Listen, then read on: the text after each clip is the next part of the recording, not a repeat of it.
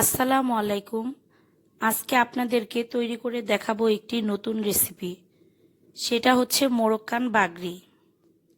এটি বাংলাদেশের খোলা চালের পিঠার সাথে অনেকটা মিল আছে, দেখতে ওই রকমই প্রায়, তবে এর স্বাদটা কিন্তু একদমই আলাদা।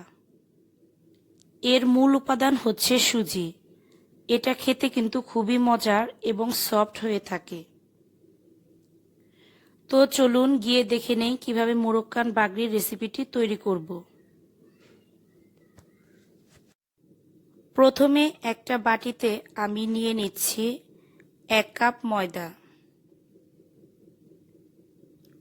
আর দিয়ে দিচ্ছি 1 কাপ সুজি। এখন দিয়ে দিব হাফ চা চামচ ইস্ট, হাফ চা চামচ বেকিং পাউডার, আর 2 চা চামচ চিনি।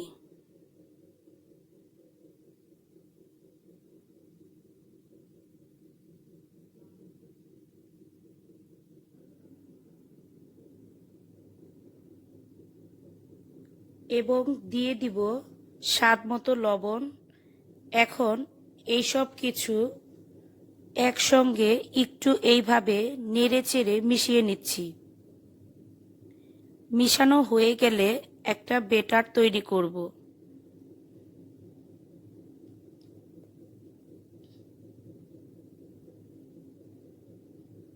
বেটারটা তৈরি করার জন্য আমি দিয়ে দিচ্ছি পানি। আমি এখানে 2.5 কাপ পানি নিয়ে নিচ্ছি। এই বেটারটা দেখতে অনেকটা চিতই পিঠার মতো হবে। আমি আপনাদেরকে ঘনত্বটা দেখিয়ে দিব। আমার এখানে 2.5 কাপের মতো পানি লেগেছে, তবে আপনার ওইখানে একটু কমও লাগতে পারে, আবার বেশিও লাগতে পারে। সেটা নির্ভর করে আপনার ময়দা এবং সুজির যে ঘনত্বটা আছে সেটার উপরে। আমি 30 মিনিট এই বেটারটা ঢেকে রাখব।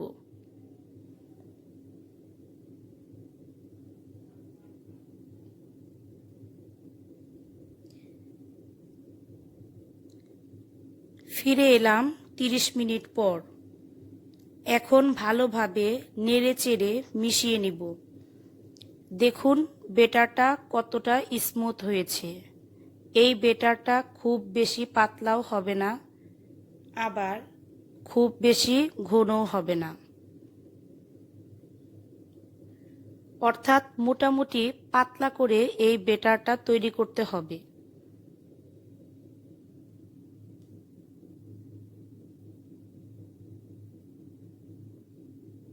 চুলায় একটি ননস্টিক ফ্রাই প্যান বসিয়ে নিয়েছি। চুলার আঁচটা মিডিয়াম করে দিয়ে ফ্রাই প্যানটা গরম করে নিব। এই ফ্রাই প্যানে আমি পিঠাগুলো তৈরি করে দেখাবো। তেল ব্যবহার করা যাবে না। এখন আমি দিয়ে দিচ্ছি। এটায় ঢাকনা দেওয়ার দরকার নেই, এভাবে এটা হতে থাকবে। দেখতেই পাচ্ছেন কতটা সুন্দর লাগছে। বেটারটা দেওয়ার সাথে সাথে কিন্তু উপর দিয়ে কি সুন্দর ছোট ছোট ছিদ্র তৈরি হচ্ছে। তবে এটি হচ্ছে মোরক্কান বাগরি রেসিপির স্পেশালিটি।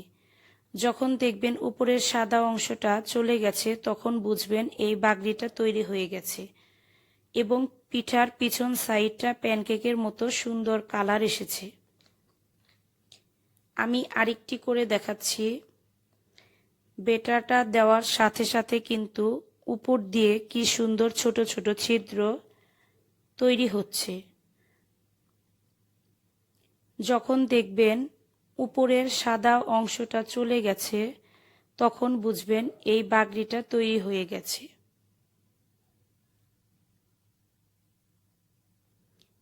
এবং পিঠার পিছন সাইডটা প্যানকেকের মতো সুন্দর একটি কালার এসেছে। এখন আমি পিঠাটি নামিয়ে নিচ্ছি।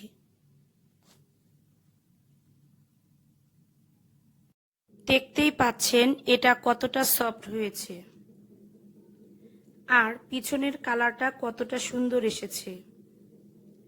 এটা সাধারণত মধু বা বাটার দিয়ে খাওয়া হয়।